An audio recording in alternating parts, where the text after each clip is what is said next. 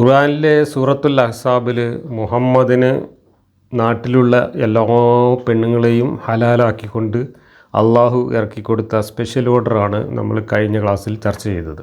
തൻ്റെ ദൂതനായ മുഹമ്മദിന് ഈ ഒരു കാര്യത്തിൽ യാതൊരു വിഷമവും ഉണ്ടാകാതിരിക്കാൻ വേണ്ടി പ്രിയപ്പെട്ട ദൈവമായ അള്ളാഹു അദ്ദേഹത്തിന് എല്ലാ പെണ്ണുങ്ങളെയും പ്രത്യേകമായി ഹലാലാക്കി കൊടുക്കുകയും മറ്റു സത്യവിശ്വാസികൾക്ക് ഹലാലായ പെണ്ണുങ്ങളിൽ അടിമ സ്ത്രീകളും ഭാര്യമാരും എന്ന ലിസ്റ്റിൽ മാത്രമായിട്ട് അത് പരിമിതപ്പെടുത്തുകയും എന്നാൽ മുഹമ്മദിന് ഈ രണ്ട് ലിസ്റ്റിന് പുറമെ കസിൻ സഹോദരിമാരും കൂടാതെ ഏത് പെണ്ണ് വന്നിട്ട് ശരീരം ദാനം ചെയ്യുകയാണെങ്കിൽ ആ പെണ്ണിനെയും മുഹമ്മദിന് ഹലാലാക്കി കൊടുക്കുന്നതാണ് അള്ളാഹുവിൻ്റെ ഈ ആയത്ത്.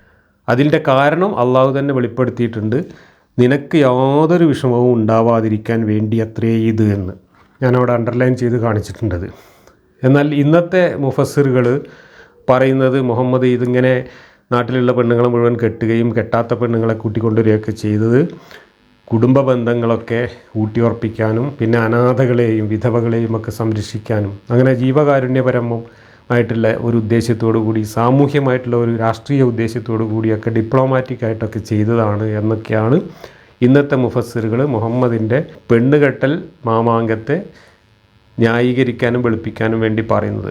പക്ഷേ അവർക്കൊക്കെ അള്ളാഹു മുഖത്തടിക്കുന്ന മറുപടി ഇതിൽ തന്നെ കൊടുത്തിട്ടുണ്ട്. ആ മറുപടിയാണ് ഈ അടിവരയിട്ട് ഞാനിവിടെ കാണിച്ചിട്ടുള്ളത്. നിനക്ക് യാതൊരു വിഷമവും ഉണ്ടാവാതിരിക്കാൻ വേണ്ടി അത്രയേ ഇത്. അല്ലാതെ വിധവകൾക്ക് വിഷമം ഉണ്ടാവാതിരിക്കാനും നാട്ടുകാർക്ക് സാമൂഹിക പ്രശ്നങ്ങൾ പരിഹരിക്കാനും നാട്ടുകാർക്ക് വേറെ ബുദ്ധിമുട്ടുകൾ ഉണ്ടാവാതിരിക്കാനും ഒന്നല്ല, മുഹമ്മദിൻ്റെ വിഷമം തീർക്കാൻ വേണ്ടിയിട്ടാണ് അള്ളാഹു ഈ ആയത്ത് ഇറക്കിയിട്ടുള്ളത്. ഇപ്പോൾ നാട്ടിലുള്ള പെണ്ണുങ്ങളെ മുഴുവൻ കിട്ടാത്തതുകൊണ്ട് ഒരാൾക്ക് ഉണ്ടാകുന്ന വിഷമം എന്താണ് എന്ന് സാമാന്യ ബുദ്ധിയുള്ളവർക്കൊക്കെ ഊഹിച്ചാൽ അറിയാം. ആ വിഷമം പക്ഷേ നമ്മുടെ ഇന്നത്തെ മുഫസ്സിറുകൾക്ക് അങ്ങോട്ട് വല്ലാതെ പിടിക്കുന്നില്ല. അതിൻ്റെ കാരണമൊന്നും ഞാൻ അധികം വിശദീകരിക്കുന്നില്ല. ഏതായാലും ഈ ആയത്ത് ഇറങ്ങിയതിൻ്റെ സന്ദർഭവും പശ്ചാത്തലവും ഒക്കെ കഴിഞ്ഞ ക്ലാസ്സിൽ നമ്മൾ വിശദമായിട്ട് ചർച്ച ചെയ്തു. ഇനി ഇങ്ങനെ ആയത്തിറങ്ങിയതിന് ശേഷം പിന്നെയും ഭാര്യമാരുടെ ഇടയിൽ പലതരത്തിലുള്ള കുലുമാലുകളും ഉണ്ടായി. ആ കുലുമാലുകളൊക്കെ ഉണ്ടായപ്പോൾ അതിനൊക്കെ തടയിടാൻ വേണ്ടിയിട്ട് വീണ്ടും അള്ളാഹു ഒരുപാട് ആയത്തുകൾ ഇറക്കേണ്ടി വന്നു. അങ്ങനെ ഇറക്കിയ അടുത്ത ആയത്താണ് 51-ാമത്തെ ആയത്ത്. അത് ഞാൻ വായിക്കാം. അവരിൽ നിന്ന് നീ ഉദ്ദേശിക്കുന്നവരെ നിനക്ക് മാറ്റി നിർത്താം, നീ ഉദ്ദേശിക്കുന്നവരെ നിൻ്റെ അടുക്കലേക്ക് അടുപ്പിക്കുകയും ചെയ്യാം. നീ മാറ്റി നിർത്തിയവരിൽ നിന്ന് വല്ലവരെയും നീ ആഗ്രഹിക്കുന്നുവെങ്കിൽ നിനക്കതിൽ കുറ്റമില്ല. അവരുടെ കണ്ണുകൾ കുളിർക്കുവാനും അവർ ദുഃഖിക്കാതിരിക്കുവാനും നീ അവർക്ക് നൽകിയതിൽ അവരെല്ലാം സംതൃപ്തി അടയുവാനും ഏറ്റവും അനുയോജ്യമായ മാർഗമാകുന്നു അത്. നിങ്ങളുടെ ഹൃദയങ്ങളിലുള്ളത് അള്ളാഹു അറിയുന്നു. അള്ളാഹു സർവജ്ഞനും സഹനശീലനുമാകുന്നു. ഇങ്ങനെ വരുന്ന പെണ്ണുങ്ങൾ, ഇത്രയധികം പെണ്ണുങ്ങൾ പല ഭാഗത്തുനിന്നായിട്ട് വരുമ്പോൾ അവരെ ഒന്ന് അഡ്ജസ്റ്റ് ചെയ്തിട്ട് ഓഹരി വെച്ചിട്ട് എല്ലാവരെയും തൃപ്തിപ്പെടുത്തുക എന്നുള്ളത് വളരെ കോംപ്ലിക്കേഷൻ ആയിട്ടുള്ള ഒരു കാര്യമാണ് നമുക്കറിയാം. മാത്രമല്ല ഓരോ പെണ്ണുങ്ങൾക്കും ഇങ്ങനെ ഊഴം നിശ്ചയിച്ചിട്ട് നിനക്ക് ഇന്ന ദിവസം എന്ന് പറഞ്ഞിട്ട് ഊഴം നിശ്ചയിച്ചിട്ട് അവരെ മാറ്റി നിർത്തി അതിൻ്റെ ഇടയിലാണ് ആ പ്ലാനിങ്ങിൽ പെടാത്ത സ്ത്രീകൾ ശരീരം ദാനം ചെയ്യാൻ ഇടയ്ക്കിടയ്ക്ക് ഇങ്ങനെ വരുന്നത്. അങ്ങനെ ശരീരം ദാനം ചെയ്യാൻ വരുന്ന സ്ത്രീകളിൽ മുഹമ്മദിന് ഇഷ്ടപ്പെട്ട ഒരു സ്ത്രീ വന്നു കഴിഞ്ഞാൽ മുഹമ്മദ് അന്നത്തെ ഊഴത്തിലുള്ള പെണ്ണിനോട് തൽക്കാലം നീ മാറി നിൽക്ക് എന്ന് പറഞ്ഞിട്ട് ഈ ദാനം ചെയ്യാൻ വന്ന പെണ്ണിനെയും കൊണ്ടായിരിക്കും അന്ന് കൂടുക. അപ്പോൾ ഈ ഊഴം കാത്തു നിൽക്കുന്ന പെണ്ണുങ്ങൾക്ക് അതൊന്നും അത്ര ദഹിക്കുന്നില്ല. അപ്പോൾ അവരിങ്ങനെ മുറുമുറുക്കാൻ തുടങ്ങി. പ്രത്യേകിച്ച് ആയിഷ മറ്റു പെണ്ണുങ്ങളുടെ ഊഴം ഇങ്ങനെ കവർന്നെടുത്താലും പിന്നെ അതിനനുസരിച്ച് എല്ലാ ഊഴവും നീണ്ടുപോകുമല്ലോ. അപ്പോൾ ആയിഷക്കുള്ള ഊഴവും നീണ്ടുപോകും. അപ്പോൾ സ്വാഭാവികമായിട്ട് എല്ലാ പെണ്ണുങ്ങൾക്കും അതിൽ അസംതൃപ്തി ഉണ്ടാവും. അങ്ങനെ ആയിഷ ഇങ്ങനെ വേണ്ടാത്തത് പറഞ്ഞു നടക്കുന്നത്. ആയിഷ ഇങ്ങനെ വേണ്ടാത്തത് പറഞ്ഞ് ഭാര്യമാരുടെ ഇടയിൽ കൂടെ ഒക്കെ നടന്നിട്ട് മുഹമ്മദിൻ്റെ അള്ളാഹുവിനെ ഇങ്ങനെ വല്ലാതെ തോണ്ടാൻ തുടങ്ങി. അപ്പോൾ അള്ളാഹു അതൊക്കെ അറിഞ്ഞു. അപ്പോൾ അള്ളാഹു അതിനും തടയിടാൻ വേണ്ടിയിട്ട് അവതരിച്ചതാണ് ഈ ഊഴം പങ്കുവെക്കുന്ന കാര്യത്തിൽ നിങ്ങളങ്ങനെ വിചാരിക്കും പോലെ ഒന്നല്ല. മൂപ്പരുടെ ഇഷ്ടം അനുസരിച്ചൊക്കെ ഊഴം പങ്കുവെക്കാനും വേണ്ടവരെ എടുക്കാനും വേണ്ടാത്തവരെ മാറ്റി നിർത്താനും മാറ്റി നിർത്തിയവരെ പിന്നെ എടുക്കാനും ഒക്കെയുള്ള സൗകര്യവും സ്വാതന്ത്ര്യം മൂപ്പർക്ക് ഞാൻ കൊടുത്തിട്ടുണ്ട് എന്നാണ് അള്ളാഹു ഇവിടെ പറയുന്നത്. അവരിൽ നിന്ന് നീ ഉദ്ദേശിക്കുന്നവരെ നിനക്ക് മാറ്റി നിർത്താം, നീ ഉദ്ദേശിക്കുന്നവരെ നിൻ്റെ അടുക്കിലേക്ക് അടുപ്പിക്കുകയും ചെയ്യാം. മാറ്റി നിർത്തിയവരിൽ നിന്ന് വല്ലവരെയും നീ ആഗ്രഹിക്കുന്നുവെങ്കിൽ നിനക്കതിൽ കുറ്റമില്ല. അപ്പോൾ അങ്ങനെയൊക്കെ ചെയ്യാനുള്ള അനുവാദം അള്ളാഹു മുഹമ്മദിന് കൊടുക്കുകയാണ്. എന്നിട്ട് ഭാര്യമാരോട് മിണ്ടാതിരിക്കാൻ പറയുകയാണ്. ഈ ആയത്തിറങ്ങിയതിൻ്റെ സന്ദർഭം വിവരിക്കുന്ന തഫ്സീറുകൾ നോക്കുമ്പോൾ ഈ മാറ്റി നിർത്തലും സ്വീകരിക്കലും ഒക്കെ പറയുന്നത് നേരത്തെ പറഞ്ഞ ലിസ്റ്റിലെ ഏത് വിഭാഗത്തെക്കുറിച്ചാണ് എന്ന കാര്യത്തിൽ മുഫസ്സിറുകൾ തമ്മിൽ അഭിപ്രായ വ്യത്യാസമുണ്ട്. ചിലർ പറയുന്നത് ആ ലിസ്റ്റിൽപ്പെട്ട എല്ലാ പെണ്ണുങ്ങൾക്കും ബാധകമാണ് ഇത് എന്നാണ്.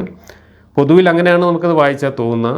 ഭാര്യമാരും അടിമ സ്ത്രീകളും കസിൻ സഹോദരിമാരും ശരീരം ദാനം ചെയ്യാൻ വരുന്ന പെണ്ണുങ്ങളും, ഈ പെണ്ണുങ്ങളെല്ലാവരും കൂടെ ഉണ്ടാവുമ്പോൾ അവരെ മുഹമ്മദിന് ഇഷ്ടമുള്ള രീതിയിൽ അങ്ങോട്ട് മാറ്റിയിട്ട് ഇങ്ങോട്ട് മാറ്റിയിട്ട് ഒക്കെ ചെയ്യാൻ പറ്റും. വേണ്ടാത്തവരെ അങ്ങോട്ട് ഒഴിവാക്കി നിർത്താൻ പറ്റും. ഒരു 2 ദിവസത്തിന് ഒന്നിച്ച് വേണമെന്ന് തോന്നുന്നവരെ എടുക്കാൻ പറ്റും. അതിൻ്റെ ഇടയിൽ വേറൊരാൾ വന്നാൽ ഇവരെ മാറ്റിയിട്ട് മറ്റേനെ എടുക്കാൻ പറ്റും. ഇങ്ങനെ ഒക്കെ നബീൻ്റെ ഇഷ്ടമനുസരിച്ച് ഈ ഊഴമൊന്നും നോക്കാതെ, അവിടെ ഈ ഭാര്യമാരുടെ ഇഷ്ടമോ അല്ലെങ്കിൽ ഒരു നീതിയോ ഒന്നും നോക്കാതെ തന്നെ മുഹമ്മദിൻ്റെ താല്പര്യവും ഇഷ്ടവും അനുസരിച്ച് ആവശ്യത്തിന് അങ്ങോട്ടും ഇങ്ങോട്ടൊക്കെ മാറ്റി അഡ്ജസ്റ്റ് ചെയ്യാനുള്ള സ്വാതന്ത്ര്യം മുഹമ്മദിനുണ്ട് എന്നാണ് ഇവിടെ പറയുന്നത്. അപ്പോൾ അങ്ങനെ പറയാൻ കാരണം ഇബ്നു അബ്ബാസ് പറയുന്നത് ഒരു കാര്യം, വാഹിദിയിൽ എഴുതി വെച്ചിട്ടുള്ളത് വേറൊരു കാര്യം, നമ്മുടെ മുഫസ്സിറുകൾ പൊതുവിൽ പറയുന്നത് വേറൊരു കാര്യം. പൊതുവിൽ പറയുന്നത് ഈ പറഞ്ഞ എല്ലാ സ്ത്രീകൾക്കും ബാധകമായ കാര്യമാണ് ഇത് എന്നാണ്. എന്നാൽ അടിമ സ്ത്രീകളോട് അങ്ങനെ നീതി പുലർത്തണമെന്നൊന്നും എവിടെ ഇസ്ലാമിൽ നിയമമില്ല കേട്ടോ. അടിമ സ്ത്രീകളെ നമുക്ക് നമ്മുടെ ഇഷ്ടത്തിന് കൈകാര്യം ചെയ്യാം. പക്ഷേ അവരോട് ഇങ്ങനെ ഊഴമൊന്നും പങ്കിട്ട് നീതി പുലർത്തേണ്ട കാര്യമൊന്നും പറഞ്ഞിട്ടില്ല. പക്ഷേ ഭാര്യമാരോട് അത് ചെയ്യണമെന്ന് പറഞ്ഞിട്ടുണ്ട്. എന്നാൽ ഈ കസിൻ സഹോദരിമാരുടെ കാര്യത്തിലും ശരീരം ദാനം ചെയ്യാൻ വരുന്നവരുടെ കാര്യത്തിലും അങ്ങനെ ഒരു നീതി പുലർത്തേണ്ടതുണ്ടോ? അങ്ങനെ ഒരു നീതി പുലർത്തേണ്ടതില്ല. അപ്പോൾ പൊതുവിൽ എല്ലാ സ്ത്രീകളെക്കുറിച്ചുമാണ് പറഞ്ഞത് എന്നാണ് പൊതുവിൽ മുഫസ്സിറുകൾ പറയുന്നത്. പക്ഷേ ഇബ്നു അബ്ബാസ് പറയുന്നത് from among the daughters of your aunts from your father's side and or the daughters of your uncles from your mother's side and not marry them and whosoever you desire to marry. Cousin സഹോദരിമാരെ, ഏത് cousin സഹോദരിമാരെ വേണമെങ്കിലും നിനക്ക് അങ്ങോട്ട് മാറ്റിയിട്ടും ഇങ്ങോട്ട് മാറ്റിയിട്ടും വേണ്ട എടുക്കുകയും വേണ്ടാത്ത ഒഴിവാക്കുകയും ഒക്കെ ചെയ്യാം. ഇനി കല്യാണം കഴിച്ചിട്ട് വേണമെങ്കിൽ ആവാം, കല്യാണം കഴിക്കാതെ വേണമെങ്കിൽ ആവാം എന്നൊക്കെയാണ് ഇവിടെ ഉദ്ദേശിച്ചിട്ടുള്ളത്. പക്ഷേ ഇവിടെയും തഫ്സീറുകാരൊക്കെ മാരി എന്നൊക്കെ പറഞ്ഞിട്ട് നമ്മളെ തെറ്റിദ്ധരിപ്പിക്കുന്നുണ്ട്. ഇവിടെ മാരേജിൻ്റെ വിഷയമേ അല്ല പറയുന്നത് എന്നുള്ളത് ഞാൻ കഴിഞ്ഞ ക്ലാസ്സിൽ വ്യക്തമായിട്ട് പറഞ്ഞു. മാരേജിൻ്റെ വിഷയമാണെങ്കിൽ ഈ ആയത്ത് തന്നെ തീർത്തും അപ്രസക്തമാവുകയും അർത്ഥശൂന്യമാവുകയും ചെയ്യും. പക്ഷേ ഇവിടെ പറയുന്നത് കല്യാണം കഴിക്കാനല്ല, നിക്കാഹ് കഴിക്കാനാണ്. നിക്കാഹ് എന്ന് പറഞ്ഞാൽ കല്യാണമല്ല, സെക്ഷൽ ഇൻ്റർകോഴ്സ് ചെയ്യാനാണ്. കസിൻ സഹോദരിമാരിൽ നിന്ന് ഇഷ്ടമുള്ളവരെ സ്വീകരിക്കുക, ഇഷ്ടമുള്ളവരെ മാറ്റി നിർത്തുകയും ചെയ്യാമെന്നാണ് ഇവിടെ പറയുന്നത് എന്ന് ഇബ്നു അബ്ബാസ് പറയുന്നു. എന്നാൽ ഈ ആയത്തിറങ്ങിയതിൻ്റെ പശ്ചാത്തലമായിട്ട് വാഹിദി പറയുന്നത് ഇങ്ങനെയാണ്. അപ്പോൾ ഈ ചോയ്സിൻ്റെ ആയത്ത് നമ്മൾ നേരത്തെ ചർച്ച ചെയ്ത ആയത്തിറങ്ങിയ സമയത്ത് ഭാര്യമാർക്കിട്ടുള്ള വലിയൊരു ഭീഷണിയായിരുന്നു, ഒരു അന്ത്യശാസനമായിരുന്നു. നിങ്ങൾക്ക് വേണമെങ്കിൽ എൻ്റെ കൂടെ നിൽക്കാം, അല്ലെങ്കിൽ നിങ്ങൾക്ക് പോകാം എന്ന് പറഞ്ഞുകൊണ്ടുള്ള അന്ത്യശാസനം ഇറങ്ങിയ സമയത്ത് ഭാര്യമാരെല്ലാവരും കൂടെ പറഞ്ഞു, ഞങ്ങൾ താങ്കളുടെ താല്പര്യം അനുസരിച്ച് നിന്നോളാം, ഞങ്ങളെ ഒഴിവാക്കരുത് എന്ന രീതിയിൽ അവർ കീഴടങ്ങി. ആ വാക്യങ്ങൾ ഇതായിരുന്നു, 28-29 വാക്യങ്ങൾ ഇതായിരുന്നു. നബി, നിൻ്റെ ഭാര്യമാരോട് പറയുക, നിങ്ങൾ ഐഹിക ജീവിതവും അതിൻ്റെ അലങ്കാരവും ഉദ്ദേശിക്കുകയാണെങ്കിൽ നിങ്ങൾ വരുവിൻ, നിങ്ങൾക്ക് ഞാൻ മുത്തത്ത് മോചന വിഭവം നൽകുകയും നിങ്ങളെ ഭംഗിയായി വിട്ടയച്ചു തരികയും ചെയ്യാം. നിങ്ങൾ അള്ളാഹുവിനെയും അവൻ്റെ റസൂലിനെയും പരലോക ഭവനത്തെയും ഉദ്ദേശിക്കുകയാണെങ്കിൽ എന്നാൽ നിശ്ചയമായും നിങ്ങളിൽ നിന്ന് പുണ്യവതികളായുള്ളവർക്ക് അള്ളാഹു മഹത്തായ പ്രതിഫലം ഒരുക്കി വെച്ചിരിക്കുന്നു. അപ്പോൾ അള്ളാഹിൻ്റെ റസൂലിൻ്റെ താല്പര്യം അനുസരിച്ച് ഇവിടെ നിൽക്കുകയാണെങ്കിൽ നിങ്ങൾക്ക് പരലോകത്ത് സ്വർഗ്ഗം കിട്ടും. അതല്ല നിങ്ങൾക്ക് ഇഹലോകത്തെ സുഖമാണ് വേണ്ടതെങ്കിൽ നിങ്ങൾക്ക് പോകാം. കാരണം ഇഹലോകത്ത് നിങ്ങൾക്ക് ഞാൻ മരിച്ചാൽ വേറെ കല്യാണം കഴിക്കാൻ പോലും പറ്റില്ല. അപ്പോൾ അതൊക്കെ സഹിച്ച് എൻ്റെ കൂടെ നിൽക്കുകയാണെങ്കിൽ നിങ്ങൾക്ക് പരലോകത്ത് കിട്ടും. അതുകൊണ്ട് പരലോകം വേണോ ഇഹലോകം വേണോ എന്ന് നിങ്ങൾ തീരുമാനിച്ചോളൂ എന്ന് പറഞ്ഞ് അന്ത്യശാസനം നൽകിയപ്പോൾ ഞങ്ങൾക്ക് ഇഹലോകം വേണ്ട, പരലോകം മതി എന്ന് പറഞ്ഞുകൊണ്ട് എല്ലാ പെണ്ണുങ്ങളും മുഹമ്മദിൻ്റെ കൂടെ തന്നെ നിൽക്കാം എന്ന് സമ്മതിക്കുകയും ഞങ്ങളെ ഈ ഭാര്യ പദവിയിൽ നിന്നും ഒഴിവാക്കരുത്, ഞങ്ങളിവിടെ നിന്നോളാം, നബിയുടെ ഇഷ്ടം അനുസരിച്ച് ഞങ്ങൾക്ക് ചെലവിന് തരികയും അതിനനുസരിച്ച് ഞങ്ങൾക്ക് ഊഴം തരികയൊക്കെ ചെയ്താൽ മതി എന്ന് പറഞ്ഞിട്ട് സമ്പൂർണ്ണമായിട്ട് അവർ കീഴടങ്ങി. അങ്ങനെ കീഴടങ്ങിയ സമയത്താണ് ആയിഷയെ പോലെയുള്ള ആളുകൾ പിന്നെയും കുത്തിത്തിരിപ്പുണ്ടാക്കാൻ തുടങ്ങി എന്നുള്ളതാണ്. ഇവിടെ നോക്കൂ, Aisha, who used to say to the voice of the Prophet, "Does a woman not feel ashamed of offering herself?" And so Allah revealed this. And then Aisha said, "I see that your Lord hastens for you what you desire." Ayisha മറ്റ് പെണ്ണുങ്ങളുടെ ഇടയിൽ കൂടെ ഒക്കെ നടന്നിട്ട് പറഞ്ഞു, ഈ നബിക്ക് ശരീരം ദാനം ചെയ്യാൻ കുറേ പെണ്ണുങ്ങൾ ഉസുറുമ്പുളി ഇല്ലാതെ നടക്കുന്നുണ്ട്, വല്ലാത്തൊരു ഉസുറുമ്പുളി ഇല്ലാത്ത പെണ്ണുങ്ങളാണ് എന്ന് പറഞ്ഞിട്ട് ഈ ദാനം ചെയ്യാൻ വരുന്ന പെണ്ണുങ്ങളെ കുറ്റം പറഞ്ഞു നടക്കാൻ തുടങ്ങി ആയിഷ. അപ്പോൾ സ്വാഭാവികമായിട്ടും അള്ളാഹ് അത് കേട്ട്, അള്ളാഹ്ക്ക് അത് കേട്ടപ്പോൾ ആയിഷാൻ്റെ നാവും നടക്കണം എന്ന് വിചാരിച്ചു. അങ്ങനെയാണ് അള്ളാഹ് ഈ 50-ാമത്തെ ആയത്തിറക്കിക്കൊണ്ട് ദാനം ചെയ്യാൻ വരുന്ന പെണ്ണുങ്ങളെയും ഞാൻ ഹലാലാക്കി കൊടുത്തിട്ടുണ്ട്, അതുകൊണ്ട് മിണ്ടാണ്ടിരുന്നോളൂ എന്ന് പറഞ്ഞിട്ടുള്ള ആയത്തിറക്കുന്നത്. ആ ആയത്തിറക്കിയപ്പോഴും ആയിഷ മിണ്ടാതിരുന്നില്ല. ആയിഷ അള്ളാഹിനെ അതിനേക്കാളും നന്നായിട്ടൊന്ന് തോണ്ടി. ആയിഷ പറഞ്ഞു, നിങ്ങളെ റബ്ബിന് നിങ്ങളെ ആഗ്രഹങ്ങൾ സാധിച്ചു തരാൻ വലിയ ബദ്ധപ്പാട് തന്നെയാണല്ലോ എന്ന് പറഞ്ഞിട്ട് ആയിഷ അള്ളാഹ്ക്കിട്ട് നല്ലൊരു മാന്തൽ കൊടുത്തു എന്നാണ് ഇപ്പോൾ ഇവിടെ നമ്മൾ വായിക്കുന്നത്. ഈ ഊഴം പങ്കുവെക്കുന്നതുമായി ബന്ധപ്പെട്ട് പെണ്ണുങ്ങൾക്കിടയിൽ വീണ്ടും മുറുമുറുപ്പുണ്ടായപ്പോൾ അതിനും കൂടെ ഒരു തടയിടാൻ വേണ്ടിയിട്ടാണ് 51-ാമത്തെ ആയത്ത് ഇറക്കിയിട്ടുള്ളത്. അങ്ങനെയാണ് വാഹിദി പറഞ്ഞ ഈ ഒരു സന്ദർഭ വിവരണത്തിൽ നിന്ന് നമുക്ക് മനസ്സിലാവുന്നത്. അവരിൽ നിന്ന് നീ ഉദ്ദേശിക്കുന്നവരെ മാറ്റി നിർത്താം, ഉദ്ദേശിക്കുന്നവരെ അടുക്കലേക്ക് അടുപ്പിക്കുകയും ചെയ്യാം. മാറ്റി നിർത്തിയവരിൽ നിന്ന് വല്ലവരെയും നീ ആഗ്രഹിക്കുന്നുവെങ്കിൽ നിനക്ക് കുറ്റമില്ല. അപ്പോൾ ഇവിടെ ഇബ്നു അബ്ബാസ് പറയുന്നത് കസിൻ സഹോദരിമാരുടെ കൂട്ടത്തിൽ നിന്ന് ഇഷ്ടമുള്ളവരെ എടുക്കുകയും ഇഷ്ടമുള്ളവരെ ഒഴിവാക്കുകയും ചെയ്യാം എന്നാണ് അവിടെ പറയുന്നത് എന്നാണ്. എന്നാൽ വാഹിദി ഇവിടെ പറയുന്നത് കസിൻ സഹോദരിമാരുടെ കാര്യം അല്ല ഈ പറയുന്നത്, ദാനം ചെയ്യാൻ വരുന്ന പെണ്ണുങ്ങളുടെ കാര്യത്തിൽ അങ്ങനെ വരുന്ന പെണ്ണുങ്ങളിൽ ഇഷ്ടമുള്ളവരെ എടുക്കുകയും ഇഷ്ടമില്ലാത്തവരെ ഒഴിവാക്കുകയും ചെയ്യാനുള്ള സ്വാതന്ത്ര്യം മൂപ്പർക്കുണ്ട് എന്നാണ്. അങ്ങനെ ദാനം ചെയ്യാൻ ഒരു പെണ്ണ് വരുമ്പോൾ ബാക്കി പെണ്ണുങ്ങൾക്ക് നിശ്ചയിച്ചിരുന്ന ഊഴം പോസ്റ്റ്പോൺ ചെയ്യേണ്ടി വരും, മാറ്റിവെക്കേണ്ടി വരും. അങ്ങനെ മാറ്റിവെക്കുമ്പോൾ ഈ പെണ്ണുങ്ങൾക്ക് മുറുമുറുപ്പുണ്ടാവും. ആ മുറുമുറുപ്പും കൂടെ ഒഴിവാക്കാൻ വേണ്ടിയിട്ടാണ് ഇതിനൊക്കെയുള്ള സ്വാതന്ത്ര്യം അള്ളാഹുവിൻ്റെ റസൂലിന് കൊടുത്തിട്ടുണ്ട് എന്ന ഈ ആയത്ത് ഇറങ്ങുന്നത്. നമ്മുടെ മുഫസ്സിറുകൾ ഇവിടെ പറയുന്നത് ഇത് ഭാര്യമാരോട് നീതി പുലർത്താൻ വേണ്ടി ഇസ്ലാം പൊതുവിൽ നിർദ്ദേശിച്ചിട്ടുള്ള കാര്യം നബിക്ക് ബാധകമല്ല എന്നാണ് ഇവിടെ പറയുന്നത് എന്നാണ്. ഭാര്യമാർക്ക് അങ്ങനെ ഒരു നിശ്ചിത ഊഴം നിശ്ചയിച്ചിട്ട് ആ ഊഴം അനുസരിച്ച് നീതിപൂർവം അവരോട് പെരുമാറേണ്ട ബാധ്യതയൊന്നും നബിക്കില്ല. അത് നമുക്കൊക്കെ ഉണ്ട്. നമ്മൾ 4 പെണ്ണ് കിട്ടിയ 4 പെണ്ണുങ്ങളോട് നീതി പുലർത്തണം. പക്ഷേ നബിക്ക് അങ്ങനെ നീതി പുലർത്തേണ്ട ആവശ്യമില്ല. നബിക്ക് ഊഴമൊക്കെ ലംഘിച്ചുകൊണ്ട് അതിൻ്റെ ഇടയിൽ വരുന്നവരെയൊക്കെ ക്യൂ ലംഘിച്ച് വരുന്ന ദാനം ചെയ്യാൻ വരുന്ന പെണ്ണുങ്ങളെയൊക്കെ സ്വീകരിക്കാം. അതുപോലെ തന്നെ കസിൻ സഹോദരിമാരെയും ഊഴം നോക്കാതെ സ്വീകരിക്കാം.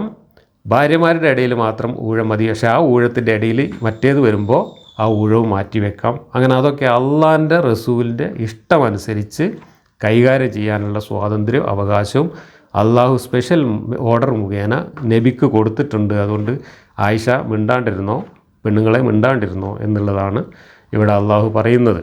എന്നാൽ നമ്മുടെ മുഫസ്സിറുകൾ അവർ കുറച്ച് ലജ്ജയും മുസ്ലിംപുളിയൊക്കെ ഉള്ളതുകൊണ്ട് ഇതിങ്ങനെ ഉരുട്ടി മറിച്ച് പെയിൻ്റ് അടിച്ച് പരമാവധി പുകമറ സൃഷ്ടിച്ച് നമ്മളെ തെറ്റിദ്ധരിപ്പിക്കാനുള്ള ശ്രമം നടത്തുകയാണ്. എന്നാൽ ഈ വ്യാഖ്യാനങ്ങളൊക്കെ ഈ മുഫസ്സിറുകൾ വായിച്ചിട്ടുമുണ്ട്. അപ്പോൾ മുഫസ്സിറുകൾക്ക് കാര്യം പിടികിട്ടിയിട്ടുമുണ്ട്. പക്ഷേ പിടികിട്ടിയ കാര്യം ഇക്കാലത്ത് മനുഷ്യനോട് പറയാനൊരു ജാള്യത. അതിന് നമ്മൾ അമാനി മൗലവി എഴുതി വെച്ച ഒരു വാക്യം തന്നെ തെളിവായിട്ട് ഞാൻ കാണിച്ചു തരാം. അമാനി മൗലവി ഇങ്ങനെ കുറേ കാര്യങ്ങൾ പറഞ്ഞിട്ട് വിവാഹത്തിലേക്ക് മടക്കിയെടുക്കും, ഊഴത്തിൽ നിന്ന് ഒഴിവാക്കിയവർക്ക് വീണ്ടും ഊഴം വെച്ച് കൊടുക്കും, അങ്ങനെ എന്നൊക്കെ പറഞ്ഞിട്ട് നബി അങ്ങനെയൊന്നും ചെയ്തിട്ടില്ല. പറഞ്ഞത് അല്ല അങ്ങനെയൊക്കെ പറഞ്ഞിട്ടുണ്ടെങ്കിലും നബി അങ്ങനെയൊന്നും ചെയ്തിട്ടില്ല, നീതിപൂർവ്വം ചെയ്തിട്ടുള്ളൂ എന്നൊക്കെ വിശദീകരിച്ചിട്ട് അവസാനം പറയാണ് ഈ വാക്യത്തിന് ചിലർ വേറെ വ്യാഖ്യാനം നൽകിയിട്ടുണ്ടെങ്കിലും അത് പ്രസക്തമായി തോന്നുന്നില്ല.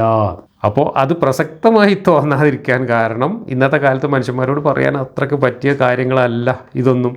അതുകൊണ്ടാണ് ഇവിടെ ഇങ്ങനെ ഉരുണ്ട് മറിയുന്നത്. ഇനി പ്രസക്തമായി തോന്നുന്നില്ല എന്ന് പറയുന്ന അമാനി മൗലവിയോടും കൂട്ടരോടും ഞാൻ ചോദിക്കുകയാണ്, അപ്പോൾ ഈ പറഞ്ഞതിനൊക്കെ എന്താണ് പ്രസക്തി? ലോകാവസാനം വരെയുള്ള മനുഷ്യന്മാർക്ക് ഇപ്പോൾ ഈ മുഹമ്മദിൻ്റെ ഭാര്യന്മാരെ ഓരിയച്ചെടുത്ത കാര്യം പറയുന്ന ഈ ആയത്തുകളിൽ എന്ത് പാഠമാണുള്ളത്? സത്യവിശ്വാസികൾക്ക് ബാധകമല്ല എന്ന് പറഞ്ഞുകൊണ്ട് പറയുന്ന കാര്യങ്ങളാണിത്. സത്യവിശ്വാസികൾക്ക് ബാധകമല്ലാത്ത മുഹമ്മദിന് മാത്രം ബാധകമായിരുന്ന മുഹമ്മദിന് നാട്ടിലുള്ള പെണ്ണുങ്ങളെ മുഴുവൻ ഉരിച്ചെടുക്കാൻ അനുവാദം കൊടുക്കുന്ന ഈ വാക്യത്തിന് ലോകാവസാനം വരെയുള്ള മനുഷ്യരാശിയുടെ മുമ്പിൽ എന്ത് പ്രസക്തിയാണുള്ളത്? ആകെ ഒരു പ്രസക്തിയേ ഉള്ളൂ, മുഹമ്മദിൻ്റെ അള്ളാഹുവും ഉഡായിപ്പായിരുന്നു എന്ന് ഏതൊരു സാമാന്യ ബുദ്ധിയുള്ള ആളുകൾക്കും മനസ്സിലാക്കാൻ ഇത് ഉപകരിക്കുന്നു എന്നത് വളരെ പ്രസക്തിയുള്ളൊരു കാര്യമാണ്. അതിനപ്പുറത്ത് ഈ മതം പറയുന്നത് പോലെ ഒരു പടച്ചോൻ മനുഷ്യർക്ക് ധാർമ്മികത പഠിപ്പിക്കാൻ ഇറക്കിയ കിതാബാണെങ്കിൽ ആ കിതാബിൽ ഈ മാതിരി അസംബന്ധങ്ങൾ എഴുതി വെക്കുന്നതിന് യാതൊരു പ്രസക്തിയും ഇല്ല എന്ന് മാത്രമല്ല, അത് എന്താണോ ഉദ്ദേശ്യമായി പറയുന്നത് അതിന് വിപരീത ഫലം ചെയ്യുന്ന കാര്യമാണ്. കാരണം നമ്മൾ മുത്തുനബി തന്നെ ഇങ്ങനെയൊക്കെയാണ് ജീവിച്ചിരുന്നത് എന്ന് പറയുമ്പോൾ ഈ വക വിഷയങ്ങളിൽ വളരെ നെഗറ്റീവായിട്ടുള്ള സമീപനത്തിലേക്ക് ഈ വിശ്വാസികൾ പോകാൻ, മതപണ്ഡിതന്മാർ വരെ പോകാൻ കാരണമാവുകയാണ് ചെയ്യുക. അത് തന്നെയാണ് ഈ സമുദായത്തിൽ സംഭവിച്ചിട്ടുള്ളതും. ഞാൻ അതിൻ്റെ വിശദാംശങ്ങളിലേക്കൊന്നും ഇപ്പോൾ പോകുന്നില്ല. ഇനി നബിക്ക് സ്വീകരിക്കാനും നിരസിക്കാനും സ്വാതന്ത്ര്യമുള്ള പെണ്ണുങ്ങൾ ഏതാണ് എന്ന കാര്യത്തിലാണ് ഈ പറഞ്ഞത്. അത് കസിൻ സഹോദരിമാരുടെ കാര്യമാണ് എന്ന് ഇബ്നു അബ്ബാസ് സൂചന നൽകുന്നു. വാഹിദി അത് ശരീരം ദാനം ചെയ്യാൻ തയ്യാറായി വന്ന പെണ്ണുങ്ങളെക്കുറിച്ചാണ് എന്ന് പറയുന്നു. ഇബ്നു കസീറും അത് തന്നെ പറയുന്നു. ഇബ്നു കസീർ എഴുതി വെച്ചത് നോക്കൂ. The prophet has the choice of either accepting or rejecting women who offer themselves to him. അതാണ് പ്രശ്നം. ഒരു പെണ്ണ് വന്നിട്ട് മുഹമ്മദിന് ശരീരം ദാനം ചെയ്യാൻ തയ്യാറായി, ഓഫർ ചെയ്യാൻ തയ്യാറായി വരികയാണെങ്കിൽ ആ പെണ്ണിനെ മുഹമ്മദ് സ്വീകരിച്ചോളണം എന്ന് യാതൊരു നിർബന്ധമില്ല. അവളെ ഇഷ്ടപ്പെട്ടാൽ മുഹമ്മദിന് അവളുമായിട്ടൊരു നിക്കാഹാണ് നടത്തണമെന്ന് തോന്നിയാൽ പിടിച്ചുകൊണ്ടേറ്റ് നിക്കാഹ് നടത്താം. അതല്ല, വന്ന പെണ്ണിനെ മുഹമ്മദിന് അത്ര പിടിച്ചിട്ടില്ല, അല്ലെങ്കിൽ തൽക്കാലം വരുന്ന സമയത്ത് മുഹമ്മദിന് ഒരു നിക്കാഹിന് താല്പര്യമില്ലാത്ത അവസ്ഥയാണ് എങ്കിൽ ആ പെണ്ണിനെ ഒഴിവാക്കാനും മുഹമ്മദിന് അവകാശമുണ്ട്. അപ്പോൾ ഓഫർ ചെയ്യാൻ തയ്യാറായി വന്ന എല്ലാ പെണ്ണുങ്ങൾക്കും ഓഫർ സ്വീകരിക്കപ്പെട്ടോളണം എന്ന് നിർബന്ധമില്ല എന്നാണ് ഈ പറഞ്ഞത്. അപ്പോൾ ഈ ആയത്തുകളൊക്കെ ഇറങ്ങുന്നതിൻ്റെ മുമ്പും ഈ ഓഫറിങ് നടന്നിരുന്നു എന്നാണ് ഇപ്പോൾ ആയിഷ പറഞ്ഞത്. ഓഫറിങ് നടന്നിരുന്നു. ആയിഷ അതിൽ മുറുമുറുപ്പ് പ്രകടിപ്പിച്ചപ്പോഴാണ് അങ്ങനെ ഓഫർ ചെയ്യാൻ വരുന്ന പെണ്ണുങ്ങളും ഹലാലായ പെണ്ണുങ്ങളുടെ കൂട്ടത്തിൽ അള്ളാഹു ഉൾപ്പെടുത്തിക്കൊണ്ട് ആയത്തിറക്കിയത് എന്നാണ് മൊത്തം ചരിത്രത്തിൽ നമ്മൾ മനസ്സിലാക്കുന്നത്. ഇബ്നു കസീർ അത് ആവർത്തിച്ച് പറയുന്നുണ്ട്. Whom you will of them means of those who offer themselves to you. അപ്പോൾ നീ ഇഷ്ടപ്പെടുന്നവരെ എന്നതുകൊണ്ട് അർത്ഥമാക്കുന്നത് ഓഫർ ചെയ്യാൻ വന്ന പെണ്ണുങ്ങളുടെ കൂട്ടത്തിൽ നിന്ന് നീ ഇഷ്ടപ്പെടുന്നവരെ എന്നാണ്. അത് കഴിഞ്ഞിട്ട് and you may receive whom you will means whoever you wish you may accept and whoever you wish you may decline. But with regard to those whom you decline you have the choice of going back to them later on and receiving them. അപ്പോൾ ഒരു പെണ്ണ് offer ചെയ്യാൻ വന്നു.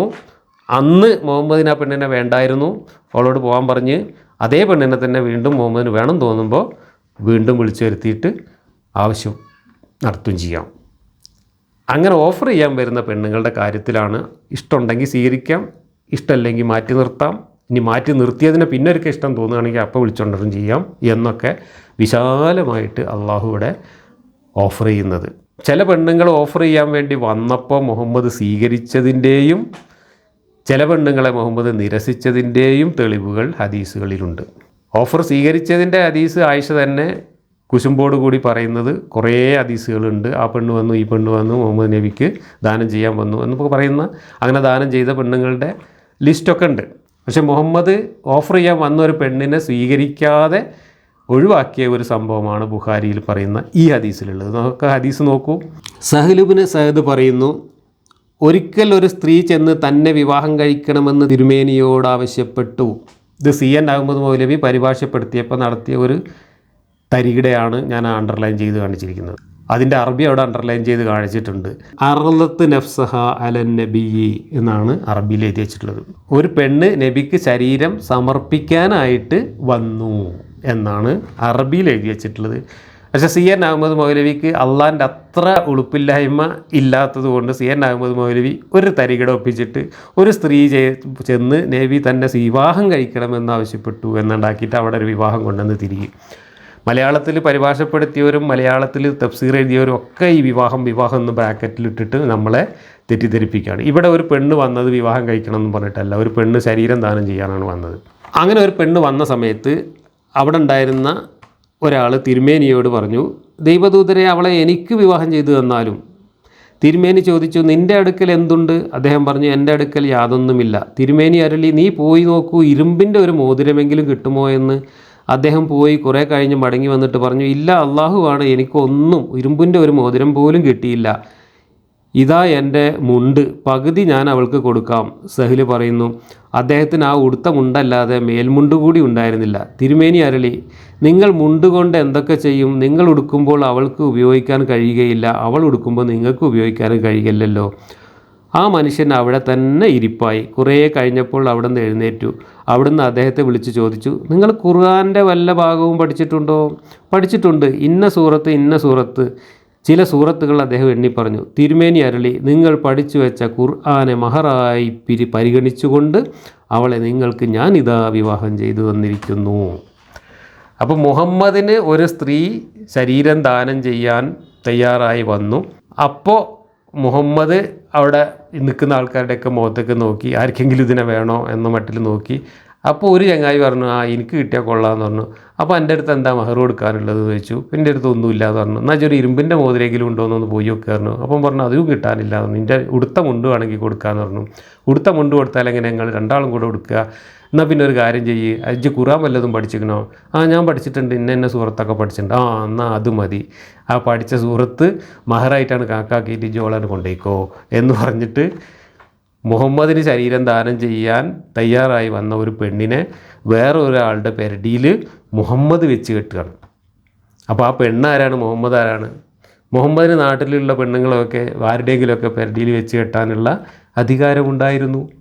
പെണ്ണിൻ്റെ രക്ഷിതാവ് വേണമെന്നില്ല, പെണ്ണിൻ്റെ വലിയൊന്നും വേണ്ട. മുഹമ്മദിന് ദാനം ചെയ്യാൻ തയ്യാറായി വന്ന പെണ്ണിനെ മുഹമ്മദിന് തൽക്കാലം വേണ്ടാതായതിന് എന്തെങ്കിലും കാരണം ഉണ്ടാവും. ഒന്നുമില്ല, ആ പെണ്ണിനെ മുഹമ്മദിന് ഇഷ്ടപ്പെട്ടിട്ടുണ്ടാവില്ല, അല്ലെങ്കിൽ മുഹമ്മദിന് ആ സമയത്ത് ആ പെണ്ണിനെ ആവശ്യം ഉണ്ടാവില്ല, വേറെ തന്നെ അന്നത്തെ ആവശ്യത്തിന് അവിടെ ഉണ്ടാവും.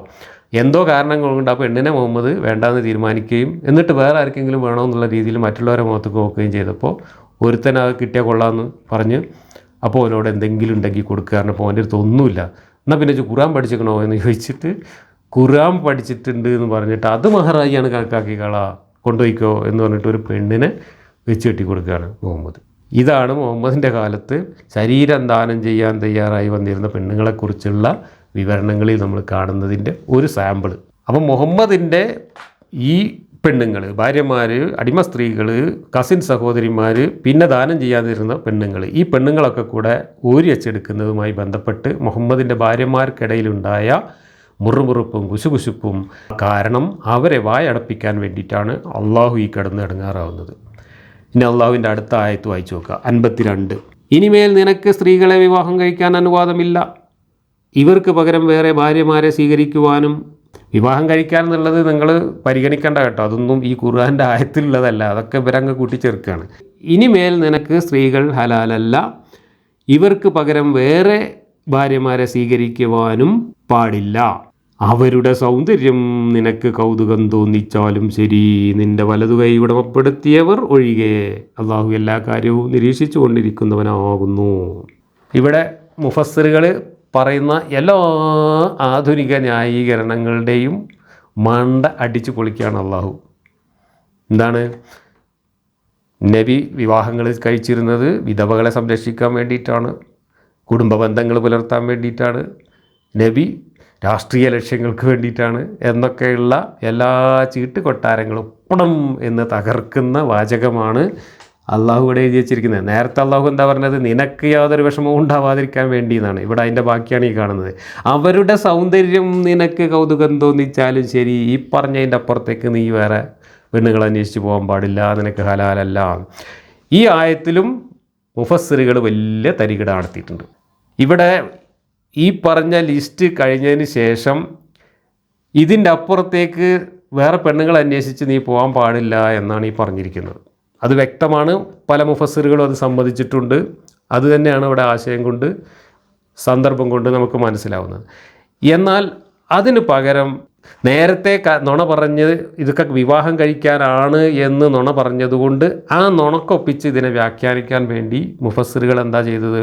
ഈ ആയത്ത് ഇറങ്ങിയതിന് ശേഷം നബി കല്യാണം കഴിച്ചിട്ടില്ല എന്ന ഒരു പച്ച നുണ എഴുതി വെച്ചു. എന്നിട്ട് പറഞ്ഞു ഈ ലിസ്റ്റ് ഇറക്കിയതിന് ശേഷം ഇനി ഇവിടുന്ന് അങ്ങോട്ട് നിനക്ക് പെണ്ണ് കെട്ടാൻ അനുവാദമില്ല എന്നാണ് ഈ പറഞ്ഞത് എന്ന്. അങ്ങനെയല്ല പറഞ്ഞിട്ടുള്ളത്. ഇവിടെ പറഞ്ഞത് ഈ ലിസ്റ്റിന് പുറമെ ഒരു പെണ്ണിനെ നിനക്ക് സ്വീകരിക്കാൻ പാടില്ല, അവരുടെ മൊഞ്ച് നിനക്ക് കൗതുകം തോന്നിയാലും ശരി. അപ്പോൾ ഏതായിരിക്കും ആ പെണ്ണുങ്ങൾ? ഇപ്പോൾ ഈ ലിസ്റ്റിലൊന്നും പെടാത്ത പെണ്ണുങ്ങൾ ഏതാ നാട്ടിൽ? അതുണ്ട്. മറ്റുള്ളവരുടെ ഭാര്യമാരായിട്ടിരിക്കുന്ന പെണ്ണുങ്ങളും അങ്ങനെ ഈ ലിസ്റ്റിൽ പെടാത്ത കുറച്ച് പെണ്ണുങ്ങളും നാട്ടിലുണ്ട്. ഒരു പെണ്ണ് ശരീരം ദാനം ചെയ്യാൻ തയ്യാറല്ല, ഒരു പെണ്ണ് വേറൊരാളെ പ്രണയിക്കുന്നു അല്ലെങ്കിൽ വേറൊരാളുടെ ഭാര്യയാണ്, ആ പെണ്ണിന് മുഹമ്മദിന് മൊഞ്ച് കണ്ടപ്പോൾ കമ്പം തോന്നി, അങ്ങനെയുള്ള പെണ്ണുങ്ങളുടെ അടുത്തേക്ക് പോകാൻ പാടില്ല എന്നാണ് ഈ പറഞ്ഞതിൻ്റെ അർത്ഥം. പക്ഷേ മുഹമ്മദ് അതും ചെയ്തിട്ടുണ്ട് എന്ന് ഇപ്പം നമ്മളെ മൊയ്ലിയാർ വയൽ അറിയണതിനെ നമ്മൾ കേട്ടു. ഒരാളെ ഭാര്യനെയും കൊണ്ട് പോകുമ്പോൾ ഓളവിടെ നോട്ടേ എന്ന് തങ്ങൾ പറഞ്ഞാൽ അപ്പത്തലാക്ക് എല്ലിക്കൊള്ളണം എന്ന് പറയുന്ന വയൽ നമ്മളോട് കേട്ടു. അത് നബിയുടെ ചരിത്രത്തിൽ ഉണ്ടായിട്ടുണ്ട്. അള്ളാഹിൻ്റെ ഈ ആയത്തിനെ പോലും അതിലംഘിച്ചുകൊണ്ട് മുഹമ്മദ് അങ്ങനെയും ചെയ്തിട്ടുണ്ട് എന്ന് ചരിത്രത്തിൽ കാണാം. അപ്പോൾ അങ്ങനെയുള്ള പെണ്ണുങ്ങളെയാണ് ഇവിടെ ഒഴിവാക്കിയിട്ടുള്ളത്. അതല്ലാതെ മുഹമ്മദിന് ഇനി ഇവിടെ നാട്ട് പെണ്ണിട്ടാൻ പാടില്ല എന്ന ആശയം അല്ല ഇത്. അങ്ങനെയാണ് എന്ന് വരുത്തി തീർക്കാൻ വേണ്ടി നുണ പറഞ്ഞവരുടെ നുണ അവർ തന്നെ പൊളിക്കുന്ന രസവും നിങ്ങൾക്ക് ഞാൻ കാണിച്ചു തരാം. അമാനി മൗലവി ഉൾപ്പെടെയുള്ള ആളുകൾ അവർ പറഞ്ഞ നുണ അവർ തന്നെ പൊളിക്കുന്ന കൗതുകകരമായ കാര്യം ഞാൻ കാണിച്ചു തരാം. അപ്പോൾ ഈ ലിസ്റ്റിലും വലതുകൈ ഉടമപ്പെട്ട പെണ്ണുങ്ങൾ പെടൂല കേട്ടോ. അപ്പോൾ വലതുകൈ ഉടമപ്പെട്ട പെണ്ണുങ്ങൾ വേറെ ആരുടെയെങ്കിലും കസ്റ്റഡിയിലുള്ളതാണെങ്കിലും വേറെ ആരുടെയെങ്കിലും ഭാര്യമാരാണെങ്കിലും ഏതാണെങ്കിലും ശരി, മൊഞ്ച് കണ്ടിട്ട് മുഹമ്മദിന് കമ്പം തോന്നിയാൽ മുഹമ്മദിന് സ്വീകരിക്കാം എന്നാണ് ഇവിടെ പറയുന്നത്. ഇത് ഈ ആയത്തിറങ്ങിയതിന് ശേഷം മാരിയത്തുൽ ഖിബ്തിയെ സ്വീകരിച്ചു എന്ന് പറയാൻ വേണ്ടിയിട്ടാണ് ഇവർ അതിനുശേഷം കല്യാണം കഴിച്ചിട്ടില്ല എന്ന നുണയൊക്കെ പറയുന്നത്. ഇവിടെ അതൊന്നല്ല ഉദ്ദേശിച്ചിട്ടുള്ളത്. ഇവിടെ ഈ കൊടുത്ത ലിസ്റ്റിന് പുറമെ വേറെ പെണ്ണുങ്ങളെ അന്വേഷിച്ച് പോകരുത് എന്നാണ് ഇവിടെ പറഞ്ഞിട്ടുള്ളത്. ഇനി അമാനി മൗലവിയുടെ നുണ ഞാൻ പൊളിച്ച് കാണിച്ചു തരാം. അമാനി മൗലവിയെ കൊണ്ട് തന്നെ പൊളിച്ച് കാണിച്ചു തരാം. ഈ വചനം അവതരിക്കുമ്പോൾ തിരുമേനിയുടെ ഭാര്യമാരായി 9 പേരാണ് നിലവിലുണ്ടായിരുന്നത്. ആയിഷ, ഹഫ്സ, ഉമ്മു ഹബീബ, സൗദ, ഉമ്മു സൽമ, സഫിയ, മൈമുന, സൈനബ, ജുവൈരിയ എന്നിവരാണവർ. ഇതിനു ശേഷം നബി പുതുതായി വിവാഹം ചെയ്യുക ഉണ്ടായിട്ടില്ല. ഒരു ഭാര്യയെ വിവാഹമോചനം ചെയ്ത് പകരം പുതിയൊരു ഭാര്യയെ സ്വീകരിക്കുകയും ഉണ്ടായിട്ടില്ല. ഇവിടെ ഒരു പച്ച കള്ളമാണ് അമാനി മൗലവി പറയുന്നത്. ഈ ആയത്തിറങ്ങിയത് മുഹമ്മദിന് 9 ഭാര്യമാരുണ്ടായിരിക്കുന്ന സമയത്ത് അല്ല. ഈ ആയത്തിറങ്ങിയത് ഇതേ അമാനി മൗലവി തന്നെ ഈ ആയത്തുകളെല്ലാം ഇറങ്ങിയ സന്ദർഭം ഹിജ്റ 5-ാം വർഷം നടന്ന സൈനബയുടെ കല്യാണം, അതായത് ദത്തുപുത്രൻ്റെ ഭാര്യയെ നബി കല്യാണം കഴിച്ച അന്ന് രാത്രി അവിടെ ഉണ്ടായ സംഭവങ്ങളെ തുടർന്നാണ് ഈ ആയത്തുകൾ ഇറങ്ങിയത് എന്ന് ഇതേ അമാനി മൗലവി പറയുന്നുണ്ട്. അന്ന് നബിക്കാകെ സൈനബ കൂടാതെ 4 ഭാര്യമാരേ ഉണ്ടായിരുന്നുള്ളൂ എന്നും പറയുന്നുണ്ട്. അപ്പോൾ ഈ ആയത്തിറങ്ങുമ്പോൾ മുഹമ്മദിന് 4 ഭാര്യമാരും പിന്നെ പുതിയ മണവാട്ടിയായിട്ട് കിട്ടിയ ദത്തുപുത്രൻ്റെ ഭാര്യ, അതായത് മരുമകളുമാണ് ഉണ്ടായിരുന്നത്. അപ്പോൾ മൊത്തം 5. ആ 5 ഭാര്യമാരുണ്ടായിരിക്കുമ്പോഴാണ് ഈ ആയത്തിറങ്ങിയിട്ടുള്ളത്. എന്നിട്ട് പറയുകയാണ് ഇത് 9 ഭാര്യമാരുള്ള സമയത്താണ് ഈ ആയത്തിറങ്ങിയത് എന്ന്. ഇവിടെ നുണ പറയുന്നു. വേറൊരു സ്ഥലത്ത് ഈ ആയത്തൊക്കെ ഇറങ്ങിയത് ഹിജ്റ 5-ാം വർഷം സൈനബയുടെ കല്യാണത്തിൻ്റെ സമയത്താണ് എന്നും പറയുന്നുണ്ട്. അപ്പോൾ ഈ പറഞ്ഞ നുണ പൊളിഞ്ഞു. ആ പറഞ്ഞത് സത്യവും ഈ പറഞ്ഞത് നുണയാണ് എന്നവിടെ പൊളിഞ്ഞു. മുഹമ്മദ് ഈ ആയത്തുകളെല്ലാം ഇറക്കിയിട്ട് ഈ സ്പെഷ്യൽ ഓർഡറൊക്കെ ഇറക്കിയിട്ട് ഈ പ്രശ്നങ്ങൾ മുഴുവൻ ഉണ്ടാക്കുന്നത് സൈനബയുടെ കല്യാണം നടന്ന ആ സമയത്താണ്. അത് ഹിജ്റ 5-ാം വർഷത്തിലാണ്. അന്ന് മുഹമ്മദിന് 5 ഭാര്യമാരേ ഉള്ളൂ, സൈനബ ഉൾപ്പെടെ. പിന്നെ മുഹമ്മദ് കെട്ടിയതാണ് ഈ 9. ഈ 9ൻ്റെ കണക്ക് പറയുന്നത് മാത്രമല്ല, മുഹമ്മദ് മരിക്കാൻ കിടക്കുമ്പോൾ പോലും കല്യാണാലോചനകൾ നടന്നിട്ടുണ്ട് എന്ന് മാത്രമല്ല, ഇവിടെ വേറൊരു സാധനം കൂടെ പൊളിയുന്നുണ്ട്. ഇപ്പോൾ ജൗനിൻ്റെ തോട്ടത്തിൽ കൊണ്ടുവന്ന പെണ്ണിൻ്റെ കഥ ഇപ്പോൾ വലിയ ചർച്ചാ വിഷയമാണല്ലോ. ആ പെണ്ണിനെ വിവാഹം കഴിച്ചിട്ടാണ് നബി കൊണ്ടുവന്നത് എന്നാണല്ലോ വാദിക്കുന്നത്. അതും പൊളിയും. കാരണം ജൗനിൻ്റെ തോട്ടത്തിലെ സംഭവമൊക്കെ നടക്കുന്നത് ഏത് കാലത്താണ്? നബി മരിക്കാനായ ആ സമയത്താണ്. അവസാനത്തെ വർഷത്തിലൊക്കെയാണ് നടക്കുന്നത് സംഭവം. അപ്പോഴേക്ക് ഈ ആയത്തൊക്കെ ഇറങ്ങി എത്രയോ കൊല്ലങ്ങൾ കഴിഞ്ഞു പോയിട്ടുണ്ട്. അപ്പോൾ ഈ ആയത്തിറങ്ങുമ്പോൾ നബിക്ക് ഈ ആയത്തിറങ്ങിയതിന് ശേഷം നബി വേറെ കല്യാണം കഴിച്ചിട്ടില്ല എന്ന അമാനി മൗലവിയുടെ ഈ വാദം മുഖവിലക്കെടുത്താൽ ജൗനിൻ്റെ തോട്ടത്തിലേക്ക് കൂട്ടിക്കൊണ്ടുവന്ന പെണ്ണിനെ മുഹമ്മദ് കല്യാണം കഴിച്ച പെണ്ണായിരുന്നില്ല എന്നുള്ളത് അമാനി മൗലവിയുടെ വായിലൂടെ തന്നെ നമുക്ക് തെളിവ് കിട്ടി. ഇങ്ങനെ ഒരു ഭാഗത്ത് ഒരു നുണ പറയുമ്പോൾ ആ നുണ വേറൊരു ഭാഗത്ത് പൊളിയുക എന്നതൊന്നും ഇന്നത്തെ കാലത്ത് ഈ ഖുർആൻ വ്യാഖ്യാനിക്കുന്നവർക്കൊരു പ്രശ്നമല്ല. കാരണം ഉസുറും പുളിയില്ലാതെ നുണ പറഞ്ഞിട്ട് ഇതിനെ വെളുപ്പിക്കാൻ നടക്കുന്നവരാണ് ഇവിടുത്തെ വ്യാഖ്യാതാക്കളെല്ലാവരും. ഈ ആയത്തിറങ്ങിയ പശ്ചാത്തലം അടുത്ത വാക്യത്തിൻ്റെ സന്ദർഭമായിട്ട് ഇവിടെ അമാനി മൗലവി പറയുന്നതാണ് ഈ കാണുന്നത്. അങ്ങനെ ഹിജ്റ 5-ാം കൊല്ലം ദുൽഖഅദ് മാസത്തിൽ ജയസിൻ്റെ മകൾ സൈനബയെ നബി വിവാഹം കഴിച്ച ആ വിവാഹ സദ്യ കഴിഞ്ഞ രാവിലെ പർദ്ദയുടെ ഈ വചനം അവതരിച്ചു. അതൊക്കെ ഈ ഒരുമിച്ച് വന്ന വചനത്തെക്കുറിച്ചാണ് ഈ പറയുന്നത്. ഈ വചനങ്ങളെല്ലാം അവതരിച്ചിട്ടുള്ളത് സൈനബയുടെ കല്യാണം നടന്ന ആ സന്ദർഭത്തിലാണ്, ഹിജ്റ 5-ാം വർഷത്തിലാണ് എന്നാണ് ഇതിൽ നിന്ന് മനസ്സിലാവുന്നത്. അപ്പോൾ ഇതിനു ശേഷം ഈ ലിസ്റ്റിനും അപ്പുറത്തേക്കുള്ള പെണ്ണുങ്ങളെ നിനക്ക് ഹലാലാക്കി തന്നിട്ടില്ല. അവരുടെ സൗന്ദര്യം നിനക്ക് കൗതുകം ജനിച്ചാലും ശരി, എന്നാൽ നിൻ്റെ വലതു കൈക്കുടമപ്പെട്ട അടിമ സ്ത്രീകൾ അതിൽ നിന്നൊഴിവാണ് എന്നാണ് പറഞ്ഞത്. അപ്പോൾ ഇതാണ് സ്പെഷ്യൽ ഓർഡറിൻ്റെ വിശേഷങ്ങൾ. മുഹമ്മദിന് യാതൊരു വിഷമവും ഉണ്ടാവാതിരിക്കാൻ വേണ്ടി മുഹമ്മദിന് തൽക്കാലം മുഹമ്മദിൻ്റെ അധികാരപരിധിയിലുള്ള സ്ത്രീകളെ മുഴുവനും അവരിൽ നിന്ന് മുഹമ്മദിന് ദാനം ചെയ്യാൻ തയ്യാറായി, അതായത് പരസ്പര സമ്മതത്തോടു കൂടി മുഹമ്മദിൻ്റെ അടുക്കൽ വരുന്ന ഏതൊരു സ്ത്രീയെയും മുഹമ്മദിന് ലൈംഗികമായിട്ട് ഉപയോഗിക്കാം. അതുകൂടാതെ മുഹമ്മദിൻ്റെ സ്വന്തം കസിൻ സഹോദരിമാരും മക്കയിൽ നിന്ന് മദീനയിലെത്തിയവർ എത്ര പേരുണ്ടോ അവരെല്ലാം മുഹമ്മദിന് ലൈംഗികമായിട്ട് ഉപയോഗിക്കാം. പിന്നെ വലതു കൈക്ക് ഉടമപ്പെട്ട അടിമ സ്ത്രീകളായിട്ട് മുഹമ്മദിൻ്റെ അടുത്ത് വന്നു ചേരുന്ന പെണ്ണുങ്ങളെയും മുഹമ്മദിന് ഉപയോഗിക്കാം. മുഹമ്മദ് മഹർ കൊടുത്ത് കല്യാണം കഴിച്ചിട്ടുള്ള പെണ്ണുങ്ങളെയും മുഹമ്മദിന് ഉപയോഗിക്കാം. അങ്ങനെ ആ പെണ്ണുങ്ങളുടെ കൂട്ടത്തിൽ നിന്ന് പ്രത്യേക നിയമവും വ്യവസ്ഥയും വെച്ചിട്ട് പ്രത്യേക ഊഴമൊക്കെ അനുവദിച്ചുകൊണ്ട് നീതിപൂർവം അവരെ കൈകാര്യം ചെയ്യേണ്ട കാര്യമൊന്നും മുഹമ്മദിനെ സംബന്ധിച്ചിടത്തോളം ഇല്ല. ഏത് പെണ്ണിനെ മുഹമ്മദിന് ഇഷ്ടപ്പെടുന്നുവോ അവരെ സ്വീകരിക്കാം, ഏത് പെണ്ണിനെ മുഹമ്മദിന് തിരസ്കരിക്കണം തോന്നുന്നോ അവരെ തിരസ്കരിക്കാം, ഏത് പെണ്ണിനെ തിരസ്കരിച്ചതിന് ശേഷം പിന്നെ എപ്പോഴെങ്കിലും വേണം തോന്നുന്നുണ്ടോ അപ്പോൾ അവരെ വിളിച്ചു വരുത്താം. ഇതിനൊക്കെ പുറമെ യുദ്ധത്തിലൊരു പുതിയ പെണ്ണിനെ കിട്ടിക്കഴിഞ്ഞാൽ ഭാര്യയായിട്ട് കൊണ്ടുവന്നാലും ശരി, അടിമയായിട്ട് കൊണ്ടുവന്നാലും ശരി, എങ്ങനെ കൊണ്ടുവന്നാലും ശരി, പുതുതൊന്നിനെ കിട്ടിയാൽ ഒരാഴ്ചയോളം ആ പെണ്ണിൻ്റെ കൂടെ കിടക്കും എന്നാണ് ഹദീസുകളിലുള്ളത്. അപ്പോൾ ഒരാഴ്ച മറ്റുള്ള പെണ്ണുങ്ങളുടെ ഊഴം പോസ്റ്റ്പോൺ ചെയ്യണം, നീട്ടിവെക്കണം. ഇങ്ങനെ ഓരോ പുതിയ പെണ്ണ് വരുമ്പോഴും പഴയ പെണ്ണുങ്ങളെല്ലാം ശശിയാവുന്ന അവസ്ഥയായിരുന്നു മുഹമ്മദിൻ്റെ ദാമ്പത്യ ജീവിതത്തിൽ. അങ്ങനെ വന്നപ്പോൾ പുതിയത് വരുന്നതിനനുസരിച്ച് നിലവിലുണ്ടായിരുന്ന ഭാര്യമാർ ഇങ്ങനെ അള്ളാഹിനെയും നബീനെയൊക്കെ കുറ്റം പറഞ്ഞുകൊണ്ട് മുറുമുറുക്കാൻ തുടങ്ങി. അവരുടെ പുതിയ ഡിമാൻഡുകൾ വെച്ചുകൊണ്ട് നബിയെ ബുദ്ധിമുട്ടിക്കാൻ തുടങ്ങി. കാരണം അവർക്ക് ചിലവിന് കിട്ടണം. കാരണം അതിങ്ങനെ കുന്നുകൂടി വരുമ്പോൾ അവരുടെ അംശം കുറഞ്ഞു വരുമല്ലോ. അപ്പോൾ അവർക്ക് കൂടുതൽ ചിലവിന് കിട്ടണം എന്ന് പറഞ്ഞിട്ട് അവർ സമരം ഉണ്ടാക്കി. അങ്ങനെ അവരെ എല്ലാം ഒതുക്കാൻ വേണ്ടിയിട്ടാണ് അള്ളാഹു ഈ 50 മുതൽ ഇപ്പറഞ്ഞ നമ്മൾ വായിച്ച ഈ 3 വാക്യങ്ങളും സ്പെഷ്യൽ ഓർഡറായിട്ട് ഇറക്കിയത്. ഭാര്യമാരെ ഒതുക്കാനും മുഹമ്മദിൻ്റെ ബുദ്ധിമുട്ടുകൾ ഒഴിവാക്കി കൊടുക്കാനും മുഹമ്മദിന് ഈ കാര്യത്തിൽ യാതൊരു വിഷമവും ഇനി ഉണ്ടാവാതിരിക്കാനും വേണ്ടിയിട്ടാണ് ഈ ആയത്തുകളെല്ലാം ഇറക്കിയത് എന്നാണ് ഇപ്പോൾ നമ്മൾ മനസ്സിലാക്കിയത്. ഈ ആയത്തിറങ്ങലും ഈ പരിപാടികളുമൊക്കെ കണ്ട മുഹമ്മദിൻ്റെ സഹാബികളായിട്ടുള്ള വെളിവുള്ള മുഴുവൻ മനുഷ്യന്മാർക്കും ആയിഷ ഉൾപ്പെടെ മുഹമ്മദിൻ്റെ ഭാര്യമാർക്കും ഒക്കെ ആരാണ് മുഹമ്മദിൻ്റെ അള്ളാഹു എന്നും എവിടുന്നാണ് ഈ ആയത്തുകൾ വരുന്നത് എന്നും നന്നായിട്ട് മനസ്സിലായിട്ടുണ്ടായിരുന്നു. അതിനനുസരിച്ചാണ് അവർ കാര്യങ്ങൾ പറഞ്ഞുകൊണ്ടിരുന്നത്. അതിൻ്റെ തെളിവ് ഇനി അടുത്ത വാക്യത്തിൻ്റെ വിശദീകരണത്തിൽ വരുന്നുണ്ട്. ഇവിടെ തന്നെ നമ്മൾ ആയിഷയിൽ നിന്നുള്ള ചില വാക്യങ്ങൾ അള്ളാഹിനെയും അള്ളാഹിൻ്റെ വെളിപാടിനെയും കൃത്യമായിട്ട് ട്രോളുന്ന ആയിഷയുടെ വചനങ്ങൾ നമ്മൾ ബുഖാരി ഹദീസിൽ നിന്ന് ഇപ്പോൾ വായിച്ചു. നിങ്ങളെ റബ്ബിന് നിങ്ങളെ ആഗ്രഹങ്ങൾ സാധിച്ചു തരാൻ വലിയ ബദ്ധപ്പാടാണല്ലോ എന്ന് പറഞ്ഞാൽ ഈ ആയത്തുകളൊക്കെ എവിടുന്നാണ് വരുന്നത്, ഏതാണ് ഈ റബ്ബ്, ഏതാണ് ഈ നിങ്ങളെ റബ്ബ് എന്ന് കൃത്യമായിട്ട് ആയിഷയ്ക്ക് അറിയാമായിരുന്നു. ആഗ്രഹങ്ങളിൽ നിന്നാണ് വരുന്നത്. ആരുടെ ആഗ്രഹങ്ങളിൽ നിന്ന്? താങ്കളുടെ ആഗ്രഹങ്ങളിൽ നിന്നാണ് ഈ വെളിപാടുകൾ വരുന്നത്. അപ്പോൾ വെളിപാടുകൾ ഇറക്കുന്ന താങ്കളുടെ റബ്ബാണ്.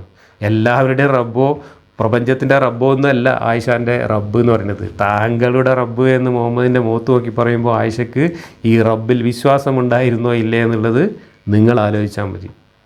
എവിടുന്നാണ് ഈ വെളിപാടുകൾ വരുന്നത് എന്ന് കൃത്യമായിട്ട് ആയിഷയ്ക്ക് മനസ്സിലായിരുന്നു, നാട്ടുകാർക്കൊക്കെ മനസ്സിലായിരുന്നു, അന്നെല്ലാവർക്കും മനസ്സിലായിരുന്നു.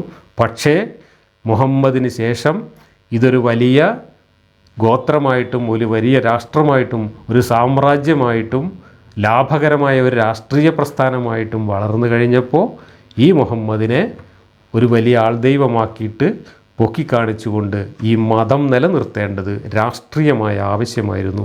ഒരു സമുദായം രൂപപ്പെട്ട് കഴിഞ്ഞാൽ പിന്നെ ആ സമുദായത്തിൻ്റെ കഥകൾ എത്ര മണ്ടത്തരമായാലും ശരി ആ കഥയെ വെളുപ്പിച്ചും ന്യായീകരിച്ചും നിലനിർത്തിക്കൊണ്ടു പോവുക എന്നുള്ളത് ആ സമുദായത്തിൻ്റെ അസ്തിത്വവുമായി ബന്ധപ്പെട്ട കാര്യമാണ് എന്നതുകൊണ്ടാണ് ഇതൊക്കെ മനസ്സിലാക്കിയിട്ടും ഇന്നത്തെ പണ്ഡിതന്മാരടക്കം ഇന്നത്തെ മത നേതാക്കന്മാരടക്കം ഇതിനെയൊക്കെ വ്യാഖ്യാനിച്ചും വെളുപ്പിച്ചും പുകമറ സൃഷ്ടിച്ചും വിശ്വാസികളെ കബളിപ്പിച്ചുകൊണ്ടിരിക്കും. അടുത്ത വാക്യം ഇതിനേക്കാൾ തമാശയുള്ള വാക്യമാണ്. ഖുർആനിൽ എന്നെ ഏറ്റവും കൂടുതൽ പൊട്ടിച്ചിരിപ്പിച്ച വാക്യമാണ്. ആദ്യമായി ഖുർആൻ പരിഭാഷ വായിച്ചപ്പോൾ അർദ്ധരാത്രിയിൽ ഞാൻ പൊട്ടിച്ചിരിക്കുകയും എൻ്റെ മണ്ണെണ്ണ വിളക്ക് കെടുകയും അതിനെ തുടർന്ന് എൻ്റെ വാപ്പ എണീറ്റ് വന്ന് എൻ്റെ ഖുർആൻ പരിഭാഷ എടുത്തുകൊണ്ടുപോയി പത്തായത്തിൽ വെച്ച് പൂട്ടുകയും ചെയ്തത് ഇതിൻ്റെ തൊട്ടടുത്ത വാക്യം വായിച്ചപ്പോഴാണ്. ആ വാക്യം നമുക്ക് അടുത്ത ക്ലാസ്സിൽ ചർച്ച ചെയ്യാം.